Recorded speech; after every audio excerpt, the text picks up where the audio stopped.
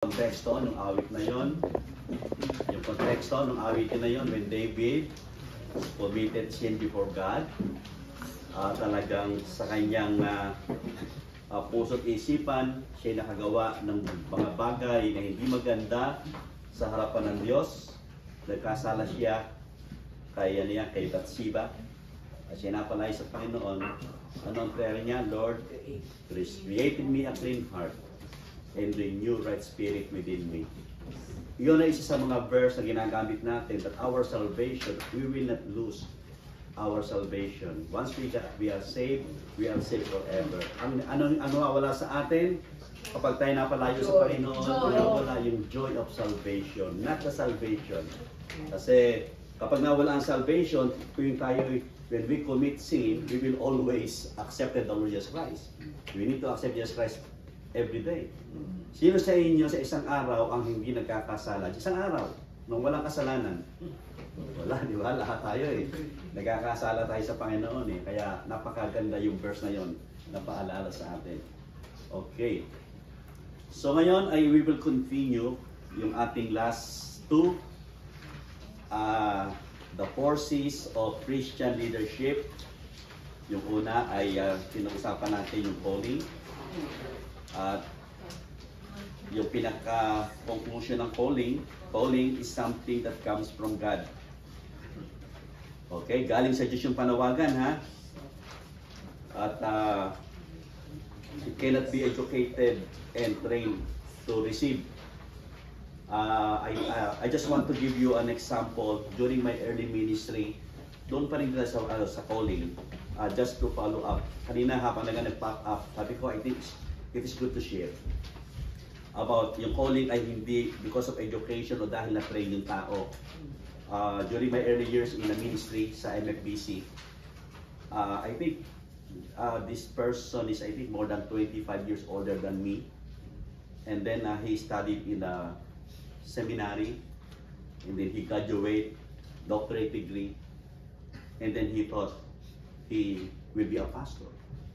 Unfortunately, it didn't happen because sa kanyang criteria as a leader or a pastor or a worker, he will not pass according to the scripture.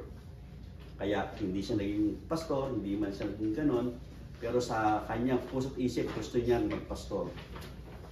Pero sa ibang mga tao, sa paningin ng mga tao, and according to the scripture, he was not called by God.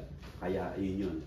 Kailangan maliwanag na tayo tinawag ng Panginoon. Secondly, yung ating natutunan kanina, dapat merong competence, di ba? Salamat sa music ministry, members ng MCCC. God calls you to this ministry and competence sa paglagi ninyo, pag-prepare ng mga songs. And continue, patuloy nyo gawin niyaan na paglilingkod at pag-abit siya sa Diyos. Sabi nga, pag ang talent ay hindi pinagamit, if you will not use it, ano yung sabi na tayo narinig? You will lose it. Diba? Pag hindi mo pinagamit yung talenta mo, bawa natin yung pag-awit, pag-gitara, mga bagay-bagay, kakalawangin yan.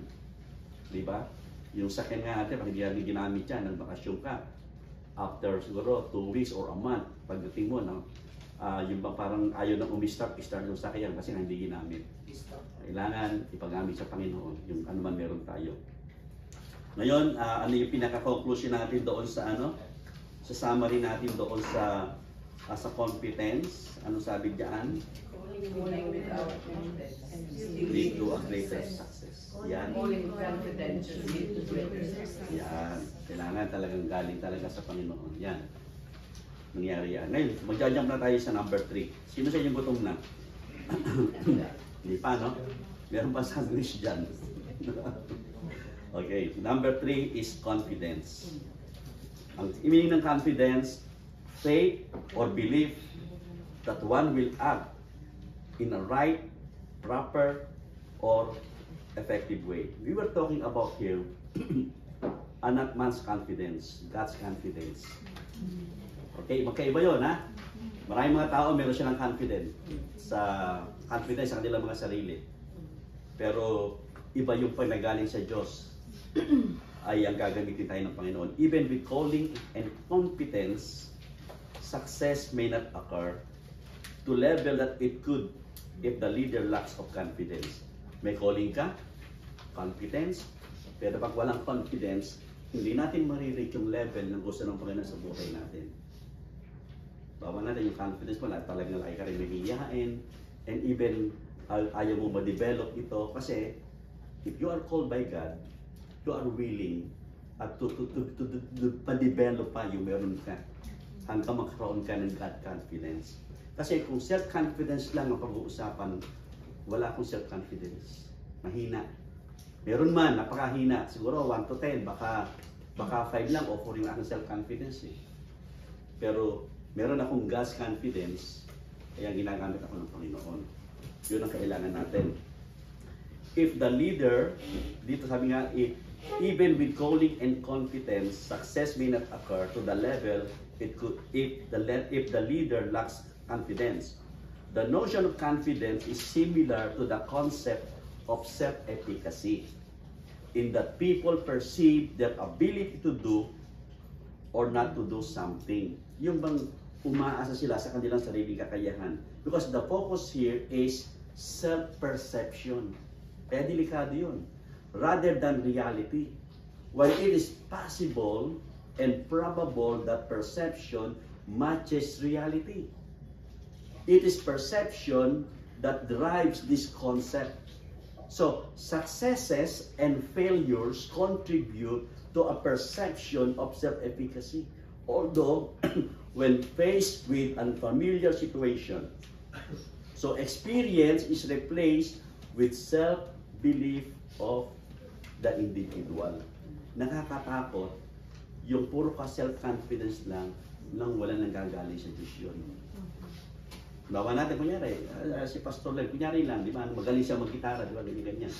Pag sarili niya lang ang gagamitin niya sa pagigitara, wala na ang Panginoon, delikado yun, di ba? Wala na yung talagang genuineness ng worship, ng pag-ano natin yan. Kaya, laging humihingi tayo ng tulong lagi sa Panginoon, di ba? Bigyan mo lagi ako ng confidence na galing sa inyo. Sa pagtuturo, sa pagtayo sa mga tao, sa pagkanta, ay sabihin nga natin, ang ganda ng boses mo, baka pagkanta mo, minsan na lang, pag ano mo, ay nako, napaus ka na. O bilang tumilaok na yun, pumiyok, tumilaok, pumiyok. Manok pala yun, yung pumiyok ka sa pagkanta mo. Pag ibinigay mo sa Panginoon yun, yung confidence mo sa Kanya, then for sure yun. So, we can see an account of this in the account of Elijah's confrontation with Baal. Tingnan nyo na lang yung 1 King chapter 18, ipaparaphrase ko yun. Alam nyo na yung kwento ni Elijah. Actually, last Sunday during the, na-share ko rin yung kay Elijah.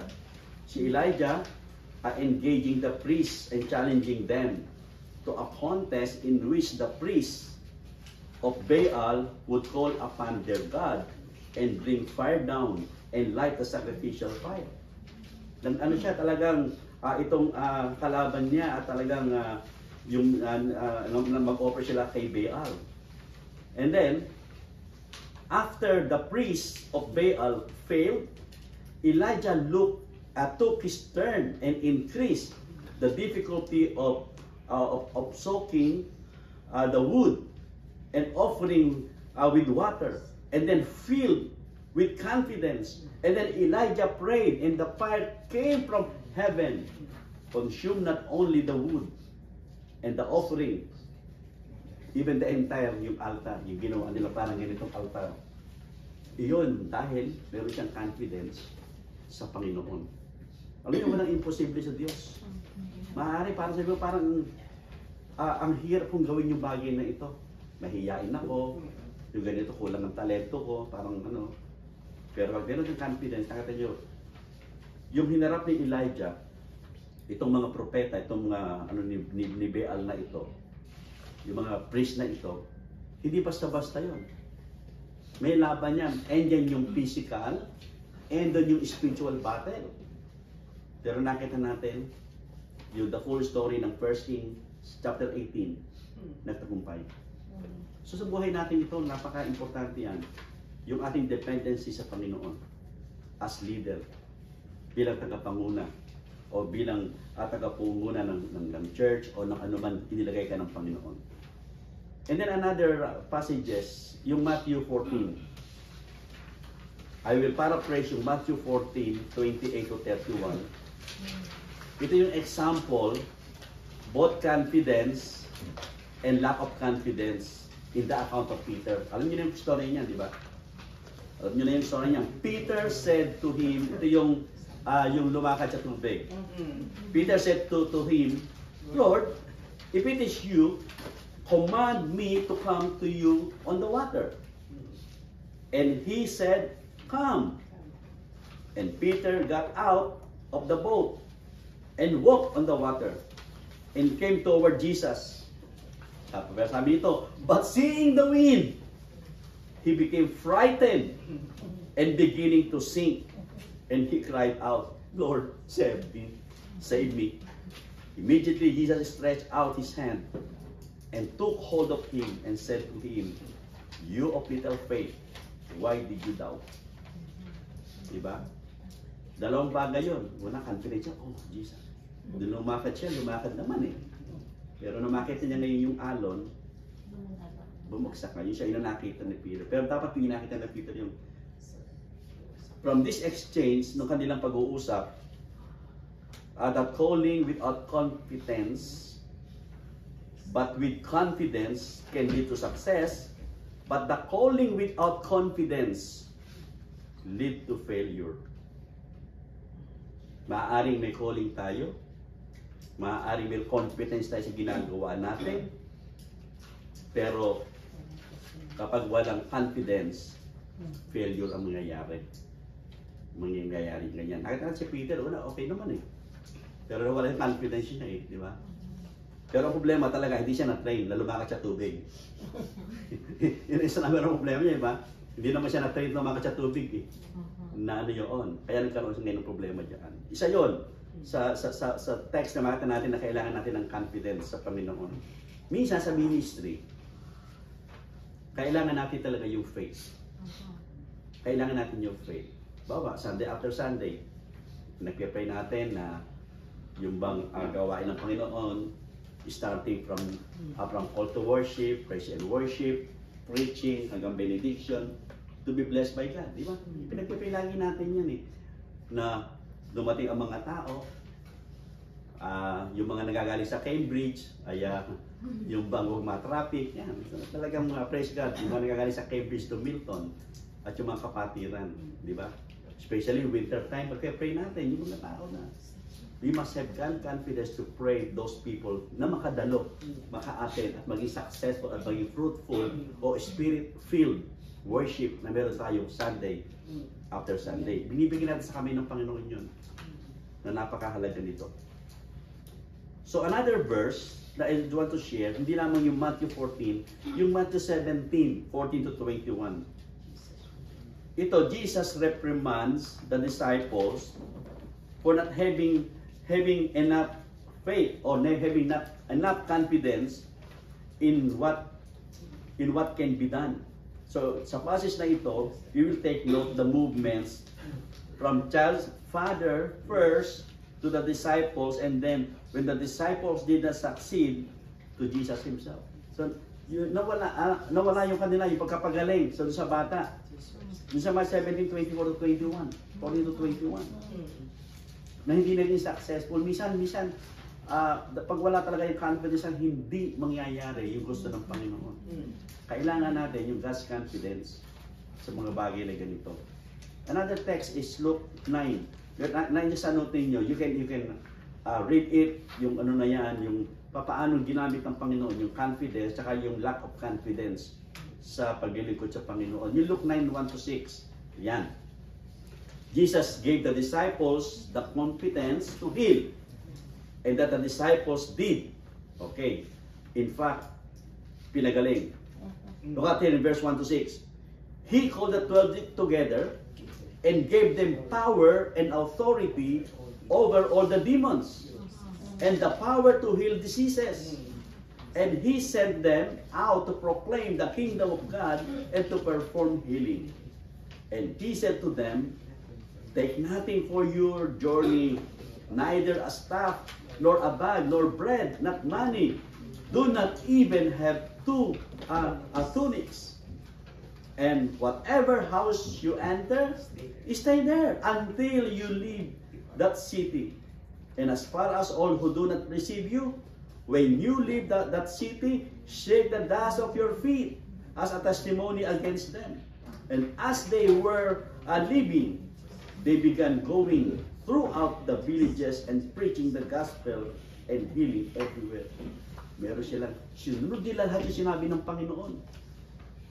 At naging successful sila. Meron silang, yung bang nagtiwala siya. Bawa natin. Kakanta kayo sa linggo. Lord, we have God confidence. Actually, first time inyong awit, di ba? Doon sa MFBC. Lord, we have confidence, nakaling sa inyo, that we will do our best. And God will bless you. Kasi, doon pa lang sa puso mo, nagsimula na. Pero bawa ngayon, mag-share ako ngayon, ako, ano kaya naintindihan, kaya nga sabihin ko ng mga tao. O kaya, baka pagkanta namin doon, baka sintonado kami, di ba? Baka bigla kaming kabahan. Di ba? Mga bagay na ganoon. Sabi ko nga noon, yung nakaka-10 years na ako sa MFBC, nagpapasok, sabi niya, okay kaya ako? Sa aking sarili, ano kaya? Sabi ko, pag nag-preach ako, sabi ko naman siguro, 10 taon, at ngayon 31 years na, siguro naman naintindihan nila yung aking mga sinasabi. Di ba? Minsan ganun, magkataon tayo minsan isip, even the enemy sometimes, deceive us, na sabi, ginadaya tayo. Ay nako, wala ka, hindi mo ka naintindihan o yung ano. Pero pag meron tayong God confidence and rebuke other spirit, then God will use us mightily and effectively ng Panginoon. Okay, so yun. Makita rin natin dito sa Acts 11:22 to 24. The disciples were successful with healing. Yun nga sa Luke chapter 9, competence and some confidence, but with more confidence, the disciple could have been more successful. Look at in Acts 11:20-24. Yung account na ito, an account of Barnabas' success and ascription of his success to his faith sa kanyang confidence. Sabi nito, the news about them reached the ears of the church in Jerusalem, and they sent Barnabas off to Antioch. Then, when he arrived, and then when he arrived and witnessed the grace of God, he rejoiced and began to encourage them all with resolute heart to remain true to the Lord. For he was a good man, okay, and full of the Holy Spirit and faith, and considerate the number were added to the Lord.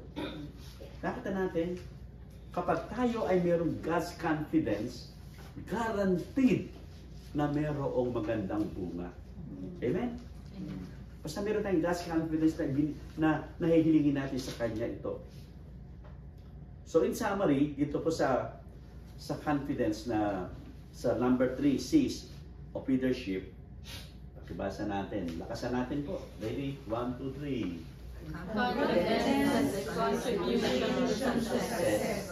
From calling comes a large measure of success, followed then by competence and then confidence. Talaga na makita natin. Kaya talagang kailangan natin yung tinawag tayo ng Panginoon, may tayong confidence. Ito pa, yung confidence. Okay, kumpleto na yung tatlo, di ba? Ngayon, yung huling-huli, character. Yan, character. Importante ito sa leadership. Yung character.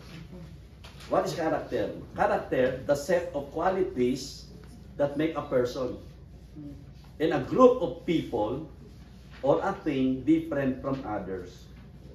Lahat tayo na andito sa room na ito, nakatingin sa akin, lahat tayo, iba-iba tayo ng character. Walang the same. Pero, merong mga magkakaano tayo, meron tayong ibang mga magkakahawig na pag-uugali na karakter. So in addition, prior the element of calling, competence, and confidence, character is a key element of Christian or biblical leadership as evidence in the passage. Titingnan natin yung Psalm 1 at saka yung Psalm 15. Kikita natin kayo ba mga verses dito. Kasi yung Psalm 1, okay, ulitin ko ulit bilang comment lang sa mga nag-aano ng mga call to worship at babasa kayo ng Psalm, hindi po Psalm 100. Ang Psalm, wala pong chapter. Psalm 100, o ito, Psalm 1, verses ganito na. Walang chapter ang Psalm. Kasi ang Psalm is a collection of song o awit. Okay? So, yun yung pag mag-call to worship, babasa kayo ng Psalm, it is only sung. No Psalm chapter. Okay? Yun lang yun. Sige. Yung Psalm 1 provide us with a view of the righteous leader who through his or her belief and demonstrate characteristic with the biblical principles. So the passage below show us blessed leader does not interact with the wicked nor participate with evil people. Yung Psalm hindi nakikisama. Basahin ko. Blessed is the man who walk not in the counsel of the wicked. Napaka-importante sa leader yan, no? Hindi ka makikinig sa counsel ng mga wicked. Ano sa Tagalog ng mga wicked? Crazy. Ha? Crazy. Crazy? Mahihina. Hindi mahihina. Wicked, yung mga hindi mananampalataya. Yung mga yan. The counsel of the wicked, yung mga mong ibang espiritu. Yan. Okay?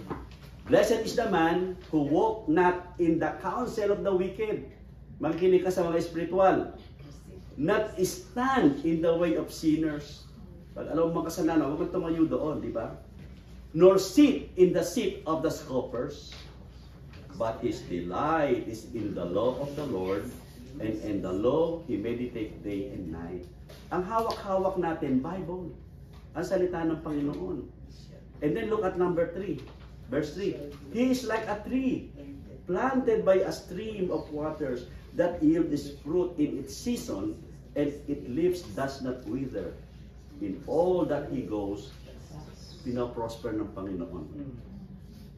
And the wicked are not so, but are like chaff that the wind drives away. Alam niyo yung ipa? Di ba? Yung mga sa probinsya, yung mga merong bilao. Yung para maihiwalay, ginaganon. Ang tahip-tahip ba yun? Tahip. Okay, ginaganyan, humihiwalay. Ang tunay na leader o talagang tunay na manampalataya, humihiwalay yung bigas doon sa ipa. Look at in verse 5.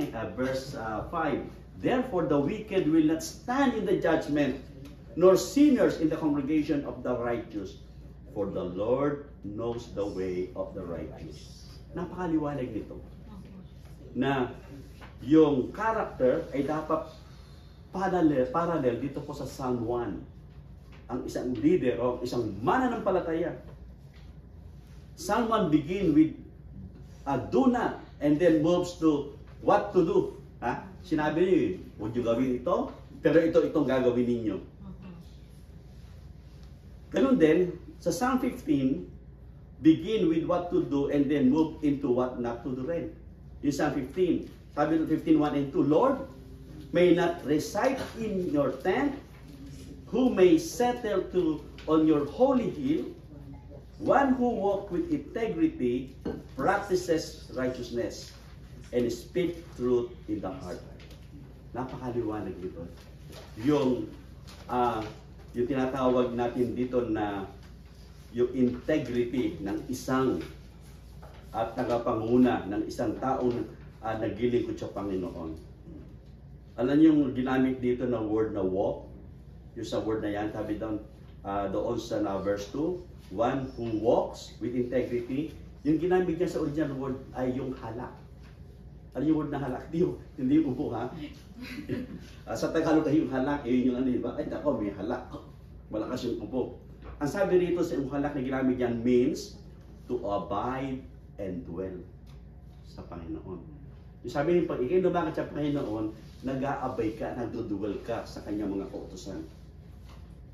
What we translate as integrity, it means, the translate is as righteousness and implies justice in addition to righteousness. Napakahalaga ng integrity. Alam nyo, kapag ngayon, kung kayo'y sumusunod doon sa mga nangyayari sa Pilipinas, may mga mananampalataya ng mga politician, yung mga non-Christian na mga politician.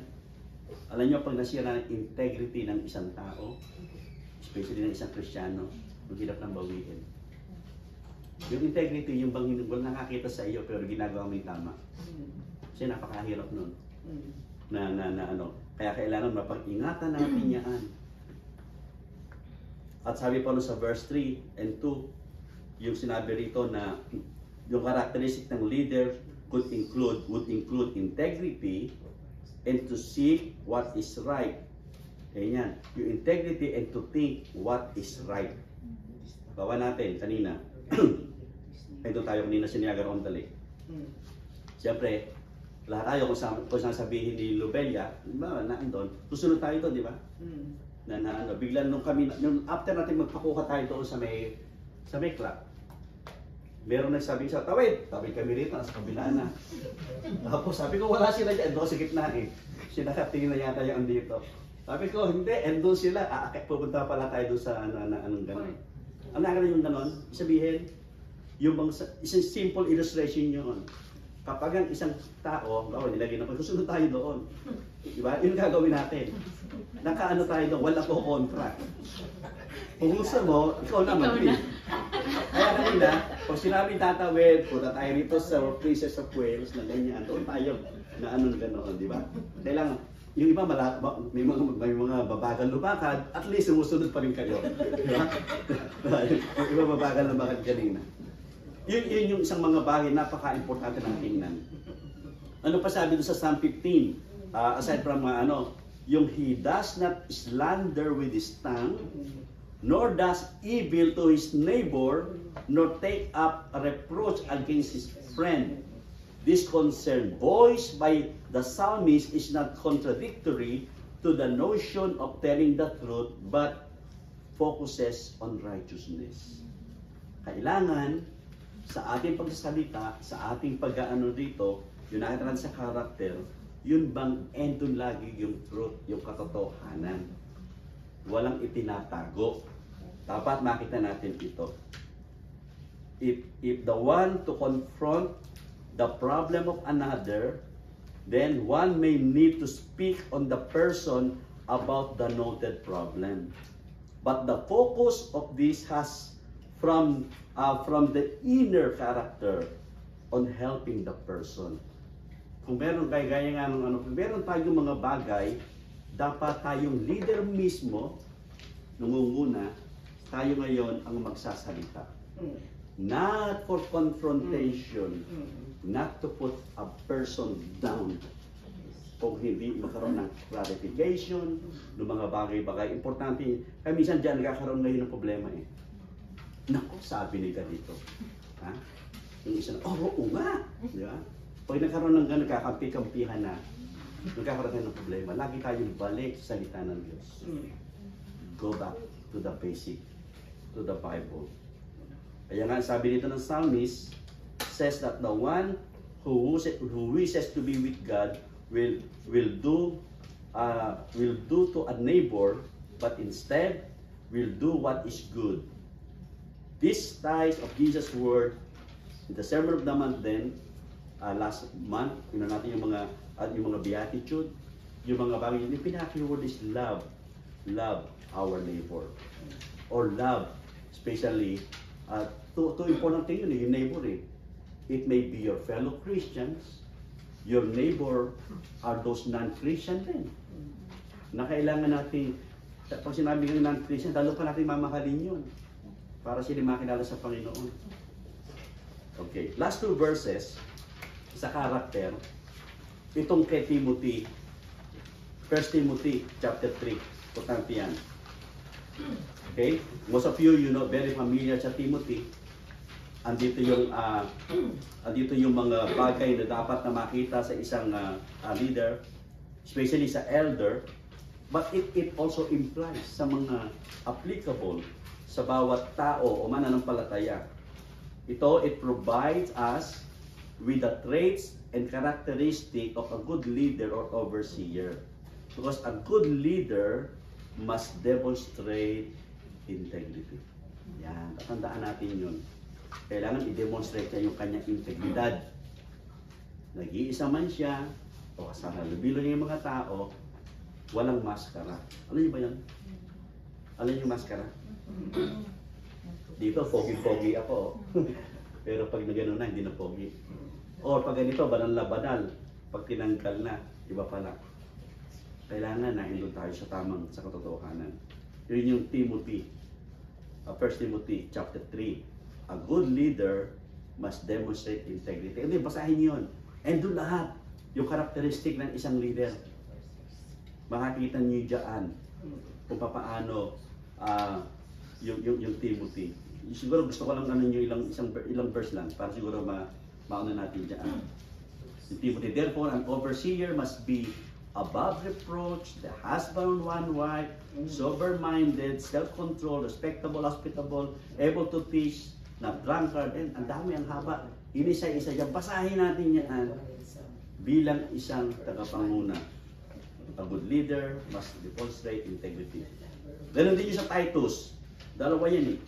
Yung sulat yung sa book of Titus, yung qualification din ng elders diyan. Ito parallel of being above reproach and in addition not being accused of dissipation or living a life of waste and excess as well as avoiding rebellion, which means to resist being under control. Those things sa Titus. Kaya nga sabi niya ron, basahin ko ilang verse doon sa Titus. For this reason, I left you in Crete, that you would set in order what remains and appoint elder in every city as directed you. Tapos sinabi na yon, inulit-uli yon. This man is beyond reproach, the husband of one wife, having children who believe, accused of independent or indecent behavior or rebellion, as we continue reading. Okay, sinabi yan, one wife. Okay? Paano kung si Pastor Lem, no wife? Wala naman sinabi yun. Wala naman sinabi dito sa Bible na hindi ka qualified, no wife. Okay? At least, walang sabit, di ba? Na anong ganyan. Kasi nga, Apostle Paul kasi mismo walang asawa, di ba? Baka yun ang sinusundan ni Pastor Lem din. Pero joke lang nga, Pastor Lem, patawarin mo ako. Okay, so yun. Ngayon, ito na yun. Ngayon, ano pinaka-conclusion nitong Timothy? Ang sabi diyan, unparalleled, ang sabi rito, yung conclusion niya na okay, ano sabi diyan? Okay, nga ulit, please, isa pang next page. Oh, wala na. Okay, ito yun. Ito nga yung ito yung pinaka-summary. Yan. Ito, bilang pag-end natin, gawin ninyo yan in your personal life. O kung may ballpen kayo ngayon, gawin ninyo yan 1 to 5. Tingnan nyo kung mag-agree ninyo kung sino kayo. Parang andito ngayon tayo. If you are aspiring or praying or God is calling you in a specific ministry. Sabi ko ulit hindi lang bilang pastor o bilang ano na yan. Lahat ito. Again, 1 to 5. Lagay man, kunyari integrity. Okay. Ano po ang integrity ko? Wala akong integrity 0. siguro 1 na 1. Lagay mo 1. Okay? 1 to 5 lang. 1 to 5. Lahat yan, tingnan ninyo. And then at the end of the day, you will see, oh, thank God. Okay naman pala ako as a leader. Okay? You will mirror, you will assess yourself bilang dyan. Kaya in closing, itong forces of Christian biblical leadership is in a hierarchy. Importante tingnan natin lagi yung calling, competence, confidence, and character. Tingnan natin lagi yun. Lagi natin i-review. Tingnan natin lagi. And then, the premise is that with each successful level of the forces, greater success happen. Kapag lagi natin titignan ito, i-mirror natin sa sarili natin, umasa kayo na mayroong magandang bunga ito. Kasi ito, kinuha natin from the Old Testament people, bagay sa New Testament na ginamit ng Panginoon, yung 4 na sis na yan. Kaya pagpalain ng Panginoon sa atin ito, I'm very thankful to the Lord for this weekend that God allowed me to share this, na sa magitan nito, magkaroon tayo ng reflection sa buhay natin. Every day, my prayer that the Lord will continue to bless the MCCC ministry. And then God blesses us in so many ways. Pero we will continue to pray for more blessing, a fruitful coming year. Sabi ko nga, yung challenge, kung ano yung challenge ko, nung first, nung second, until now, ito pala yung challenge ko. Each one, bring one. May dala kayo, meron ba kayo na nadala sa Panginoon? It's a calling. Tinawag ka ng Panginoon tayo. Can you imagine kung tayo ay 30, magdadala tayo ng isa sa end of 2026? Doble, 60. Isa lang ha, isa lang. Pray to the Lord, panalangin natin yun. Bigay ng Panginoon sa atin yung desire ng puso natin. So we pray. Heavenly Father, thank you and we praise you for this last two important, Lord, na ang biblical Christian leadership. May you, Father God, continue to remind us, continue to speak to us, and all the word, Panginoon, na aming binasa, na tunay, Lord, na ito'y makatulong sa amin. At masalamin namin, Panginoon, yung aming calling sa anumang area ng ministry, but the most important thing, na kayo tumawag sa amin. You are the one who called us. And I pray, Father God, that you will to help us to be confident. Yung aming maging confidence, Panginoon, kami, at maging yung aming confidence at aming character ay lagi namin makita. At Panginoon, ito'y aming maiayos sa inyong biyaya. So Lord, we thank you and we praise you as we continue tonight yung aming gawain ito. Ang inyong pangalan na maitaas at maging encouragement, Panginoon, sa bawat isa. Ito ang aming prayer, Ama, sa pangalan po ng Panginoon Jesus. Amen.